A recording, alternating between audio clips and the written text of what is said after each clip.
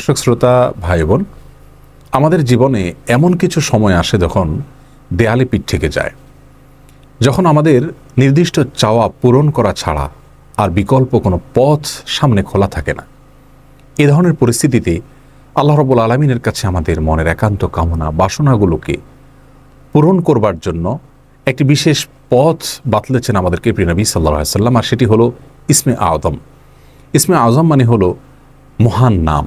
আল্লাহ রাব্বুল আলামিনের এই ইসমে আযম তথা মহান নামের মাধ্যমে কোনো কিছু চাওয়া হলে তিনি সেটা পূরণ করেন।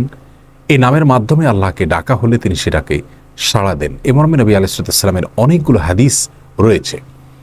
অনেক উলামায়ে কেরাম ইসমে আযম সম্পর্কে বলেছেন যে এটি হলো আল্লাহ রাব্বুল আলামিনের যে মূল নাম আল্লাহ, সেটি তার অনেকগুলো গুণবাচক নাম আছে। তমধ্যে থেকে আল্লাহ রাব্বুল আলামিনের যে মূল নাম আল্লাহ, এই নামের মাধ্যমে আল্লাহ রাব্বুল আলামিনকে ডেকে যদি বান্দা কোনো কিছু চান কায় মনোবাক্যে অন্তরের গভীর থেকে, তাহলে সে দোয়া আল্লাহ রাব্বুল আলামিন অবশ্যই কবুল করেন।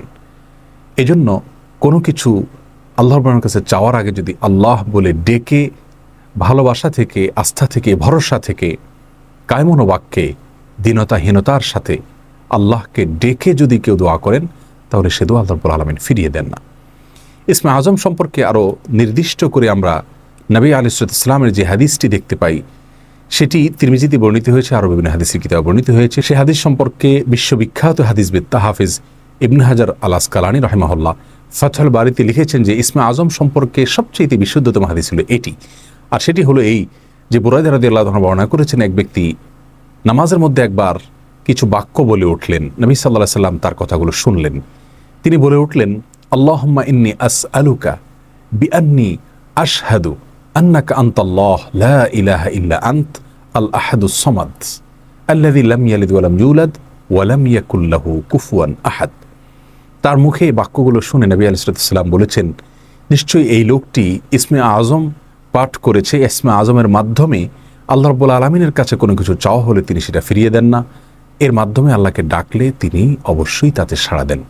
এই হাদিসের ভিত্তিতে অনেক মুহাদ্দিসিন ইকরাম বলেছেন এটি হলো সেই দোয়া যেটাকে ইসমে আযম বলা হয়, যার মাধ্যমে এটি পাঠ করার পর আল্লাহর কাছে কোনো কিছু পেশ করলে সেটাকে অবশ্যই আল্লাহ তাআলা পূরণ করেন। মনের যে কোনো ভালো আশা আল্লাহ তাআলা পূরণ করে থাকেন। দোয়াটি আবারও বলছি, আল্লাহুম্মা ইন্নী আসআলুকা বিআন্নী আশহাদু আন্নাকা আনতাল্লাহ লা ইলাহা ইল্লা আনত আল আহাদুস সামাদ আল্লাযী লাম ইয়ালিদ ওয়া লাম ইউলাদ ওয়া লাম ইয়াকুল লাহু কুফুয়ান আহাদ। যার অর্থ হলো, হে আল্লাহ, আমি আপনার কাছে প্রার্থনা করছি এই মর্মে যে, এই জন্য যে, এই ভিত্তিতে যে আমি সাক্ষ্য দেই আপনি আল্লাহ, আপনি ছাড়া সত্যিকারের কোনো মাবুদ নেই, আপনি কারো মুখাপেক্ষী নন, আপনি একক, এবং আপনি কাউকে জন্ম দেননি, আপনাকেও কেউ জন্ম দেয়নি, এবং আপনার সমকক্ষ আর কেউ হতে পারে না। এই বাক্যগুলো পাঠ করে আল্লাহর বড়ের কাছে কোনো চাওয়া পেশ করলে তিনি অবশ্যই সেটি পূরণ করেন।